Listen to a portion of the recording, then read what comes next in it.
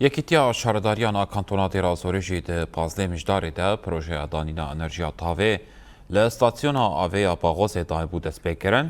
Di vê çarçoveyê de jî tîmên xebatê destbidanîna bingehan jî qaideya taybet ya enerjiya tavê û stûnan kiriye.